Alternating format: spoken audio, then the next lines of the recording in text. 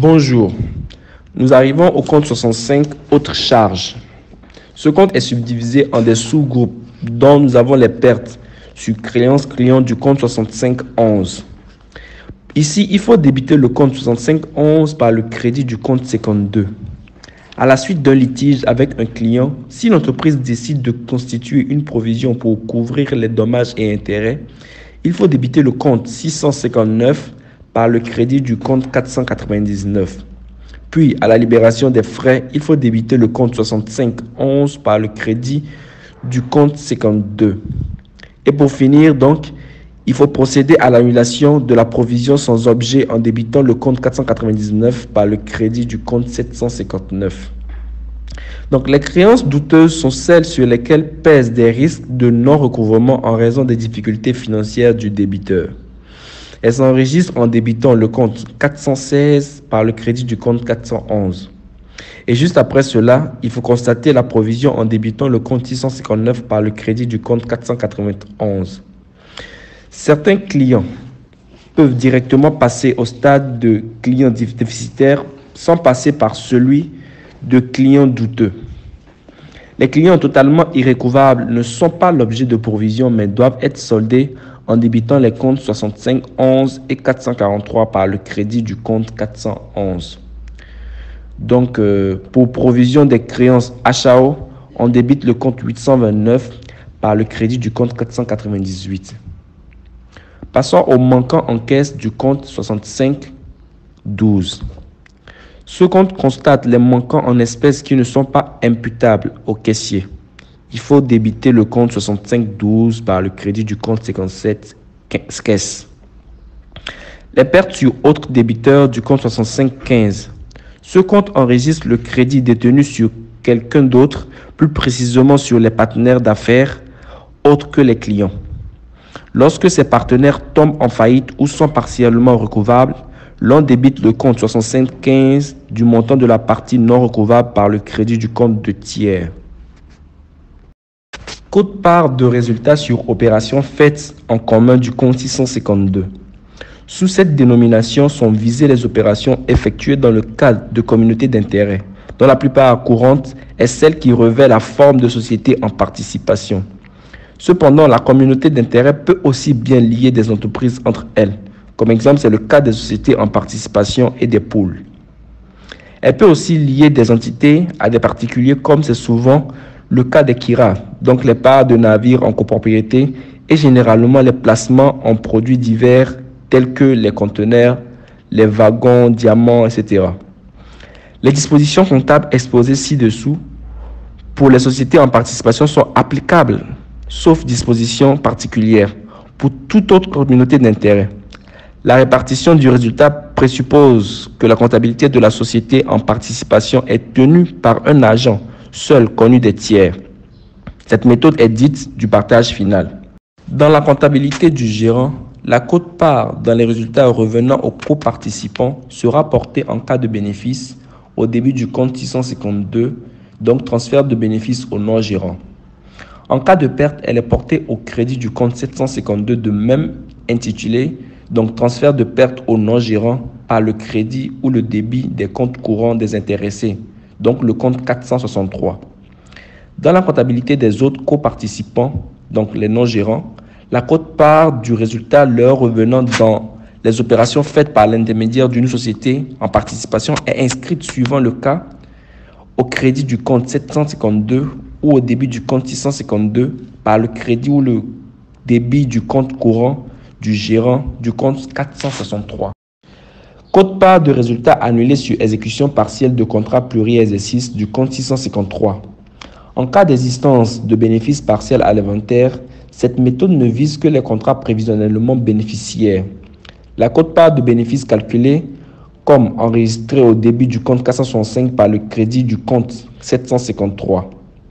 Mais si la prévision de marge bénéficiaire devient plus pessimiste, la quote-part des bénéfices calculés au cours des exercices précédents doit être ramenée à sa juste valeur au début du compte 653 par le crédit du compte 475. Un comptable de cession courante d'immobilisation du compte 654.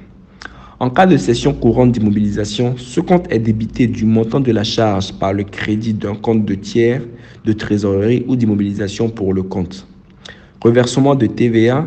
Donc, lorsqu'une immobilisation amortissable ayant fait l'objet d'une déduction de TVA est revendue, le vendeur doit reverser à l'État un impôt égal à une fraction de la TVA déduite calculée au prorata du temps d'amortissement restant à courir. Donc, la TVA à renverser ou à répéter donne une TVA déduite lors de l'achat qu'on multiplie par le temps d'amortissement pour dépréciation, le tout sur la durée d'utilisation prévue. Pour les biens amortissables, totalement amortis, aucune régularisation n'est effectuée.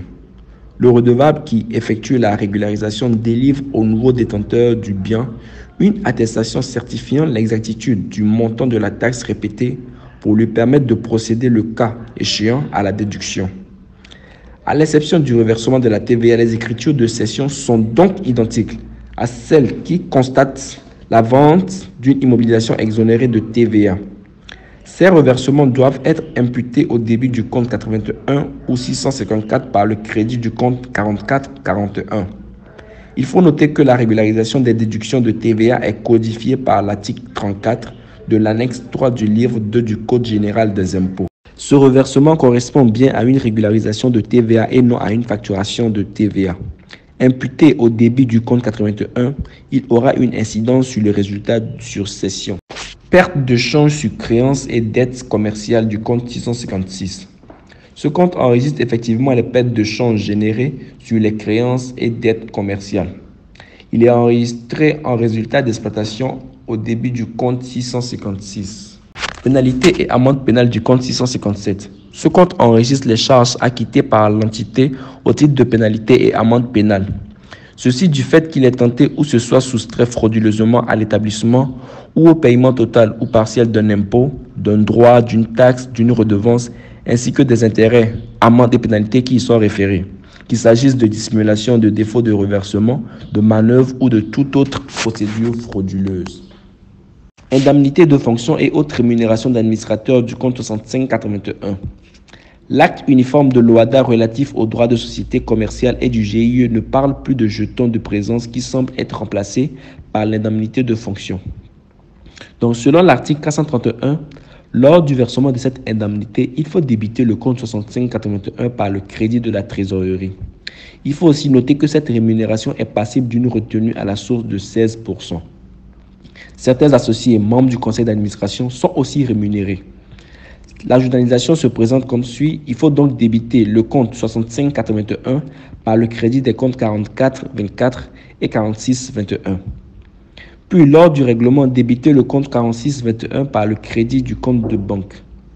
Pour finir, lors du paiement de l'impôt, il faut débiter le compte 4424 par le crédit du compte de trésorerie. Il est important de souligner que le fait que les administrateurs peuvent recevoir d'autres rémunérations telles que les honoraires alloués pour un travail occasionnel non salarial. Dons du compte 6582. Ce sont des dons de toute nature effectués par l'entité au profit d'une autre personne dans le cadre d'une politique de mécénat destinée à favoriser le développement d'activités humanitaires, civiques, culturelles ou sportives. Il s'enregistre en débitant le compte 6582 par le crédit du compte de trésorerie. Les dons et libéralités effectués au profit d'une personne physique ou morale à l'occasion d'événements exceptionnels tels que les phénomènes naturels, les tempêtes, les raz-de-marée, les tremblements de terre, les vols de criquets, guerres, doivent être inscrits au compte 835. Ces charges ne doivent pas être confondues avec les dépenses de parrainage traitées comme des charges de publicité à enregistrer au compte 627. Ces dons ou libéralités doivent être dans la limite des 2 pour 1000 du chiffre d'affaires.